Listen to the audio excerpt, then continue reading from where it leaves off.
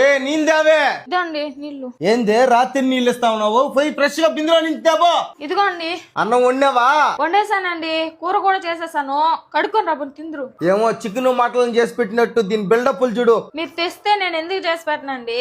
ఏందే నాకు ఎదురు మాట్లాడుతున్నావు? ఓ మూసుకొని. ఏమండి ఒక్కరోజు మా అమ్మ వాళ్ళ ఇంటికి పోయేసి వస్తానండి. పోతల్లే ప్రశాంతంగా ఒక రోజన్నా ఉంటానా. ఇప్పటికి అన్నం సరిపోతుందండి, మధ్యాహ్నానికి వంట పెట్టేసుకోమంటారా?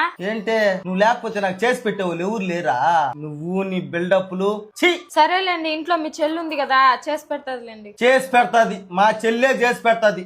నువ్వు పోవే. సరేనండి, మీరు జాగ్రత్త. జాగ్రత్త మాకు తెలుసు పో. మా అది మీ వదిన దాని అమ్మగారింటికి పోయింది కానీ కొద్దిగా అన్నం పెట్టి మా ఆకలిగా ఉందా. నాగేశ్వరి మా నాగేశ్వరి నాగేశ్వరి ఎందుకట్ట అరుస్తున్నావా? ఆకలిగా ఉంది అన్నం పెట్టు అన్నానమ్మా. ఆడే కదా ఉండాది, వేసుకొని తింటా ఏమి సస్తావా? నేను నా మొగుడు ఆనందంగా ఉండేది నీకు నచ్చకపోతే చెప్పు, వెళ్ళిపోతాం. ఊరికి అరుస్తా ఉండవు. అన్నం అంటే వేసేసి రాకూడదు మ్యా. ఇప్పుడు వేసుకొని తింటానులేండి.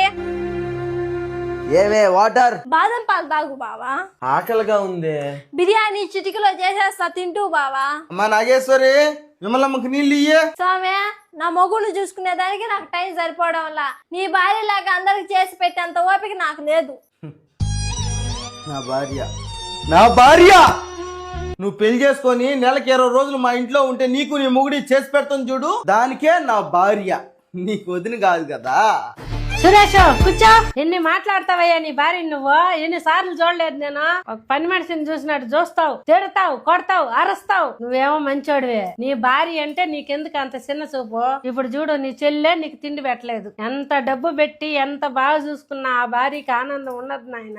భర్త ఒక మాట ప్రేమగా మాట్లాడితే అదే ఆ భార్యకి నిజమైన ఆనందం. నువ్వు ఎంత మందిని ఎంత బాగా చూసుకున్నా చివరి వరకు నీకు తోడు నీడ ఉండేది నీ భార్య మాత్రమే. నిజమేమ్మా, ఇన్ని రోజులు నా భార్య దగ్గరుండి నాకేం కావాలో చూసుకుంటా ఉంటే అది అర్థం చేసుకోకుండా అందరూ నావాలని చెప్పి నా ఇంట్లో పెట్టుకుంటే కనీసం మంచి నీళ్ళు ఇచ్చే దిక్కులేదు చూడు. ఎందుకు అని మాట్లాడతావా? ఇదో మా వేమమ్మ నీళ్ళు తాగు. ఎందుకు మేము అంత ఇస్తురా?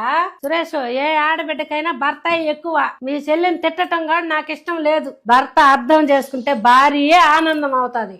భర్త అర్థం చేసుకుంటే భార్యే ఆనందం అవుతాది. అనవసరంగా నా భార్యని ఎన్నెన్నో మాట్లాడాను. బావా లక్కీ వచ్చేసావా? సారీ లక్కీ, నేను చాలా తప్పుగా మాట్లాడానా? నువ్వు నాకు సారీ చెప్పడం ఏంది బావా? నువ్వేమన్నా తిన్నావా లేదా? ఇంతకీ రా, నీకేం కావాలి చెప్పు, చిటికలా చేసేస్తాను. సారీ అన్నయ్య. ఎవరికి సారీ చెప్పుకోపలేదు కానీ నువ్వు రా బావా.